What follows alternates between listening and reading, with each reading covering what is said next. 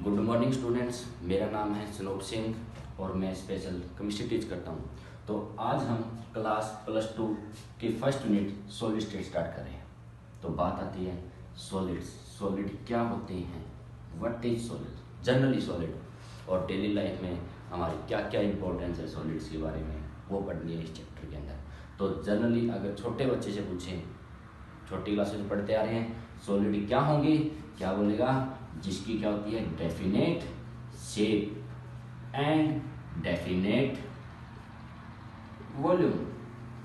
तो क्या बताया, जिसकी डेफिनेट शेप हो और जिसकी क्या हो डेफिनेट वॉल्यूम, उसे क्या बोलूँगा, सॉलिड।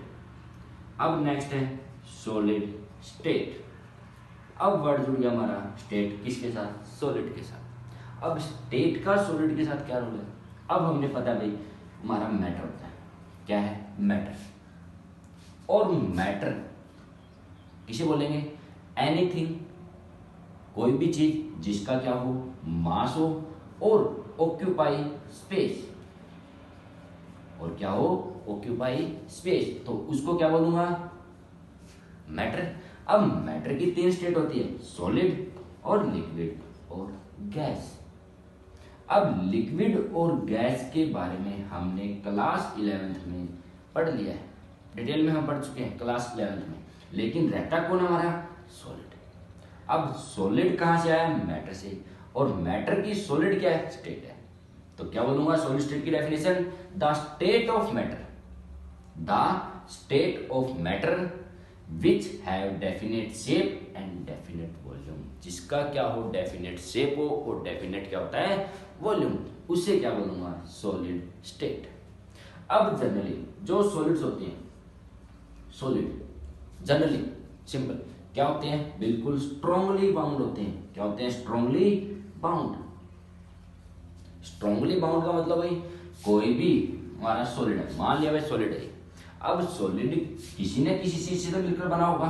अब इसके अंदर क्या होते हैं, छोटे छोटे पार्टिकल होते हैं, पार्टिकल्स या कॉन्स्टिट्यूएंट पार्टिकल्स। इस कॉन्स्टिट्यूएंट पार्टिकल मतलब ये सॉलिड पार्टिकल से मिलकर बना हुआ है। पार्टिकल क्या हो सकते हैं, एटम हो सकते हैं, मॉलिक्यूल हो सकते हैं, या आयन हो सकते हैं हमारे, एटम, मॉलिक्यूल और आयन। अब जो पार्टिकल्स है और वो पार्टिकल क्या है, बिल्कुल स्ट्रांगली बाइंड है। पार्टिकल्स के बीच में बॉन्ड क्या है, बिल्कुल स्ट्रांग है। जो पार्टिकल्स के बीच में इंटरमोलिकुलर फोर्सेज है वो क्या है, बहुत ज्यादा है। इंटरमोलिकुलर फोर्सेज क्या है, बहुत ज्यादा है। अब बॉन्ड स्ट्रांग है पार्टिकल्स के बीच में, अगर बॉन्ड स्ट्रांग होगा तो बॉन्ड लेंथ क्या होगी, बिल्कुल कम होगी, बिल्कुल क्या होगी, कम। इसलिए जो पार्टिकल्स है, ये सॉलिड के पार्टिकल्स, वो फ्रीली मूव नहीं करते। मतलब यहां पार्टिकल है, यहां पार्टिकल, ये पार्टिकल यहां नहीं जाता, ये पार्टिकल यहां नहीं जाता। लेकिन जो लिक्विड हमारा, मान लिया ये क्या है, लिक्विड है, और ये क्या है, गैस है। गैस के अंदर पार्टिकल है, लिक्विड के अंदर पार्टिकल है। यहाँ वाले पार्टिकल यहाँ जा सकते हैं, यहाँ वाले यहाँ जा सकते हैं, गैस के पार्टिकल यहाँ से यहाँ जा सकते हैं और यहाँ से यहाँ। लेकिन ऐसा सॉलिड में नहीं होता।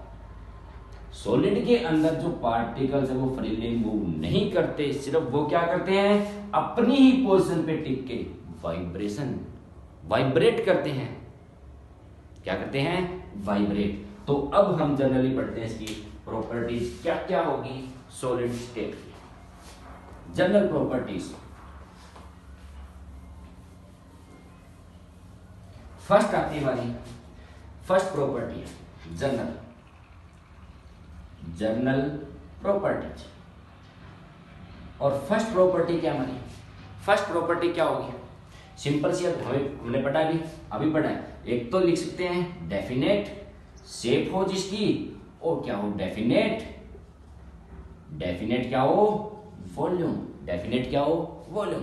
सेकंड प्रॉपर्टी, जो सॉलिड होते हैं वो रिजिडिटी शो करते हैं, रिजिड होते हैं। क्या होते हैं, रिजिड। अब रिजिडिटी का मतलब क्या भाई, अब हमारा जो सॉलिड है जो सॉलिड है, सॉलिड के अंदर कॉन्स्टिट्यूएंट पार्टिकल्स है, पार्टिकल्स के अंदर जो बॉन्ड बना हुआ वो ज्यादा स्ट्रॉन्ग है। अब बॉन्ड स्ट्रॉन्ग होने के कारण पार्टिकल्स के आपस में बिल्कुल क्लोजली पैक है। क्लोजली पैक मतलब बिल्कुल टाइटली बाउंड है, नहीं मूव कर रहे, फ्रीली मूव नहीं कर रहे, सिर्फ अपनी पोजीशन पे क्या कर रहे हैं, वाइब्रेट कर रहे हैं, अपनी पोजीशन पे क्या कर रहे हैं, ऑसिलेट कर रहे हैं। अब यहाँ जो पार्टिकल्स है वो क्या है, बिल्कुल टाइटली बाउंड है, क्लोजली पैक है, और इन पार्टिकल्स के बीच में जो इंटरमोलिकुलर फोर्सेस है वो क्या है, बहुत ज्यादा है। बहुत ज्यादा होने के कारण, बहुत ज्यादा होने के कारण जो सॉलिड के पार्टिकल्स है वो क्या शो करते हैं, रिजिडिटी। वो क्या शो करेंगे, रिजिडिटी। नेक्स्ट प्रॉपर्टी हमारी कंप्रेसिबिलिटी। अब जो सॉलिड होते हैं वो कंप्रेसिबिलिटी भी एग्जिस्ट करते हैं, देखना हमें जो कंप्रेसिबिलिटी शो करते हैं या नहीं करती। अब कंप्रेस करना, क्या करना, कंप्रेस करना। कंप्रेस, कंप्रेस का मतलब भाई, मान लिया भाई कोई भी सॉलिड है, सॉलिड के अंदर पार्टिकल बिल्कुल स्ट्रांगली बाइंड है, स्ट्रांगली बाइंड होने के कारण क्या मैं इन सॉलिड को दबा सकता हूं, कंप्रेस कर सकता हूं? बिल्कुल नहीं। क्यों? क्योंकि पार्टिकल्स पहले ही क्या है, बिल्कुल टाइटली बाउंड है, जगह ही नहीं उनके बीच में, गैप नहीं है, बिल्कुल जीरो गैप है। अगर गैप होता तो पार्टिकल इजीली कंप्रेस हो सकते थे। इसका मतलब जो कंप्रेसिबिलिटी है सॉलिड के केस में वो क्या है, बिल्कुल जीरो है, नेग्लिजिबल है। क्या है, बिल्कुल जीरो। नेक्स्ट आती है फ्लूइडिटी। क्या आती है नेक्स्ट, फ्लूइडिटी। अब जो सॉलिड है क्या वो फ्लूइडिटी शो करेंगे? बिल्कुल नहीं करेंगे। फ्लूइडिटी मतलब फ्लो करना। क्या सॉलिड अपने आप फ्लो करता है, बहता है, चलता है अपने आप? नहीं चलता। लेकिन ऐसा लिक्विड और गैस के केस में होता है। अगर लिक्विड को अगर फर्स्ट पे डाल दें तो बहना स्टार्ट हो जाएगा, और ऐसे ही गैस हमारी। इसका मतलब जो सॉलिड्स है वो फ्लूइडिटी बिल्कुल शो नहीं करते। इसका मतलब फ्लूइडिटी भी क्या उसके केस में बिल्कुल जीरो है या नेग्लिजिबल है। और नेक्स्ट प्रॉपर्टी हमारी फिफ्थ, डेंसिटी। डेंसिटी क्या होती है, मास पर यूनिट वॉल्यूम। अब हमारे को पता है जो सॉलिड है उनका मास ज्यादा होता है। अगर मास ज्यादा तो डेंसिटी ऑटोमेटिक है क्या होगी, ज्यादा होगी।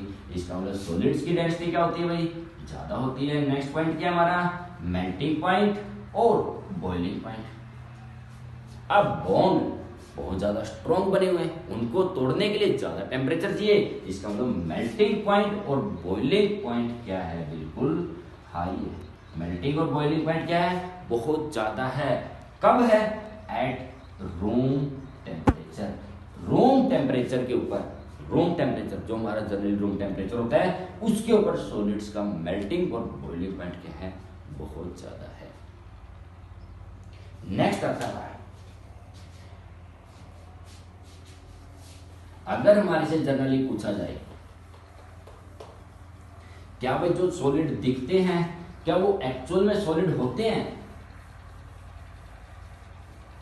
क्या बोल रहा हूं मैं, अगर हमारे से पूछ ले भाई जो भी चीज सॉलिड दिखाई देती है उसके, जो भी चीज सॉलिड दिखाई देती है क्या वो एक्चुअल में सॉलिड होती है? मैं बात कर रहा हूं किसकी, जो हमारे विंडो गिलास होते हैं। क्या होते हैं, विंडो गिलास। जो हमारा गिलास है क्या वो एक्चुअल में सॉलिड है? तो आंसर क्या है, नॉट। तो साइंटिस्ट ने क्या किया, ये कंफ्यूजन को दूर करने के लिए सॉलिड को क्या कर दिया, सॉलिड को दो पार्ट में डिवाइड कर दिया। क्या कर दिया, सॉलिड को दो पार्ट में डिवाइड कर दिया। फर्स्ट सॉलिड का नाम रख दिया क्रिस्टलाइन सॉलिड। क्या नाम रख दिया, क्रिस्टलाइन सॉलिड। और सेकंड का क्या नाम रख दिया, एमोर्फस। क्या नाम रख दिया, एमोर्फस सॉलिड, और यहां क्रिस्टलाइन सॉलिड। तो अब हम पढ़ेंगे जो सॉलिड है वो दो टाइप का होता है। अब गिलास सॉलिड नहीं है, इसका मतलब क्या होगा वो देखना है। तो सॉलिड को दो पार्ट में डिवाइड कर दिया, क्रिस्टलाइन और एमोर्फस। अब बात करते हैं वन बाय वन, क्रिस्टलाइन क्या होते हैं और एमोर्फस क्या होते हैं। अब क्रिस्टलाइन सॉलिड क्या होंगे, अब क्रिस्टलाइन सॉलिड, सॉलिड है, सॉलिड का मतलब उसके अंदर कॉन्स्टिट्यूएंट पार्टिकल होंगे, कॉन्स्टिट्यूएंट पार्टिकल्स है, और उन पार्टिकल्स का अरेंजमेंट, उनका पैटर्न क्या होगा, एक रेगुलर ऑर्डर के अंदर होगा। क्या होगा, एक रेगुलर ऑर्डर के अंदर। अगर मैं जनरली बोलूं, मान लिया भाई ये सॉलिड है और इस सॉलिड के अंदर दो टाइप के पार्टिकल है, ए और बी। जनरली क्या बोला मैंने, ये सॉलिड है, इसके अंदर दो टाइप के पार्टिकल है, ए बी, और इसका ऑर्डर मैंने रेगुलर दिखाना है। तो क्या करूंगा, ए के बाद बी, फिर ए बी, आगे ऊपर नीचे दाएं बाएं लेफ्ट राइट, नीचे क्या आएगा बी, फिर ए बी ए। इस तरीके से रेगुलर ऑर्डर होगा। जो अरेंजमेंट है, जो पैटर्न है पार्टिकल्स का, वो क्या है, बिल्कुल रेगुलर है।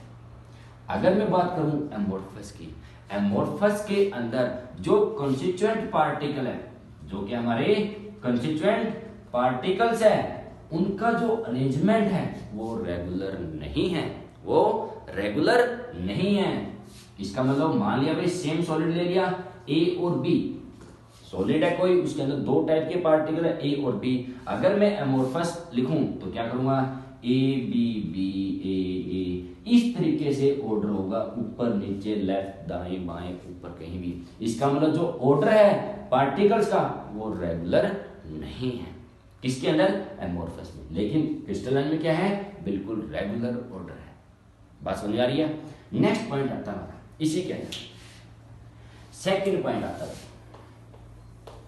अब सेकंड पॉइंट क्या हुआ है, अब हमने देख लिया क्रिस्टलाइन के अंदर जो कंस्टिट्यूएंट पार्टिकल है उनका रेगुलर ऑर्डर है, तो वो क्या करेंगे सेकंड पॉइंट में, लॉन्ग रेंज ऑर्डर।